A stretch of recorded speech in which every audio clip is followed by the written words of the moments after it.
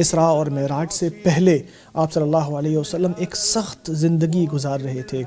ایسا وقت تھا کہ جو آپ صلی اللہ علیہ وسلم پر بہت کٹھن تھا۔ آپ صلی اللہ علیہ وسلم کے اوپر جو کہ مخلوق میں سب سے افضل ہیں، ان کے اوپر مختلف قسم کی پریشانیاں آئیں۔ آپ صلی اللہ علیہ وسلم نے دیکھا کہ لوگ ان کا مذاق اڑا رہے ہیں، لوگ ان کو ستا رہے ہیں، تنگ کر رہے ہیں۔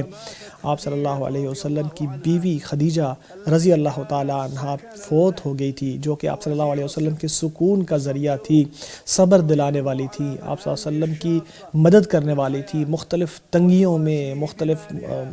مشکل اوقات میں اپنے مال کے ذریعے بھی آپ صلی اللہ علیہ وسلم کی مدد کیا کرتی تھی۔ پھر ابو طالب بھی اسی سال فوت ہو گئے تھے، جو آپ صلی اللہ علیہ وسلم کی مدد کرتے تھے، حمایت کرتے تھے،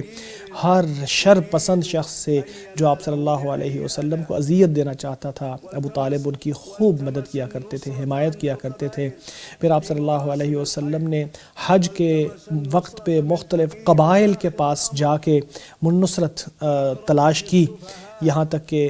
طائف گئے تو آپ صلی اللہ علیہ وسلم کے پیچھے انہوں نے بچوں کو اور بے وقوف لوگوں کو لگا دیا، جنہوں نے پتھر پھینک کر آپ صلی اللہ علیہ وسلم کو زخمی کر دیا۔ تو آپ صلی اللہ علیہ وسلم اللہ کی طرف متوجہ ہوئے اور یہ دعا کرنے لگے کہ اے اللہ، میں اپنی کمزوری کی شکایت تجھ ہی سے کرتا ہوں، اے اللہ میں اپنی کمزوری کی شکایت تجھ ہی سے کرتا ہوں، میرے بس میں کچھ نہیں، میں اس کی شکایت بھی تجھ ہی سے کرتا ہوں، لوگوں کے سامنے بہت بے حیثیت ہو گیا ہوں، اس کی شکایت بھی میں تجھ ہی سے کرتا ہوں۔ اے اللہ، تو ہی کمزوروں کا خدا ہے اور میرا بھی تو ہی الہ ہے، مجھے کس کے حوالے فرما رہے ہیں؟ کیا ایسے دور کے شخص کی طرف جو مجھے ستا رہا ہے، یا جو ایک ایسا قریب ہے جس کے حوالے تو نے میرا معاملہ کر دیا ہے؟ اگر تو مجھ سے ناراض نہیں ہے، اگر تو مجھ سے ناراض نہیں ہے، اللہ اکبر، اے سب سے بڑھ کر رحم فرمانے والے، اے سب سے بڑھ کر رحم فرمانے والے، تو ہی کمزور لوگوں کا الہ ہے، تو میرا الہ ہے، مجھے کس کے حوالے کر رہے ہو؟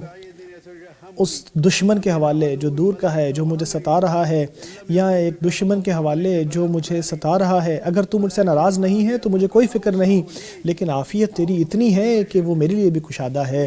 میں تیرے چہرہ اقدس کے نور کی پناہ میں آتا ہوں کہ جس کے سامنے ساری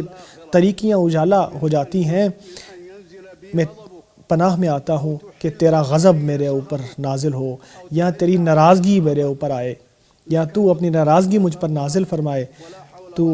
راضی ہو جا مجھ سے، میرے لیے یہی بہت ہے۔ میرے لیے کوئی طاقت نہیں ہے، تیرے سوا کوئی مدد کرنے والا نہیں ہے۔ طائف کے بعد، طائف سے آپ صلی اللہ علیہ وسلم جب نکلے تو پہاڑوں کے فرشتے نے آپ صلی اللہ علیہ وسلم کو پکار کر کہا، میں ان دونوں پہاڑوں کے درمیان ان سب کو مچل دیتا ہوں۔ آپ نے کہا نہیں، مجھے امید ہے کہ ان کی نسلوں سے ایسے لوگ آئیں گے کہ جو اللہ کی عبادت کریں گے۔ یہ تھا آپ صلی اللہ علیہ وسلم کا موقف، جو کہ صبر بھرا، جو کہ رحمت بھرا،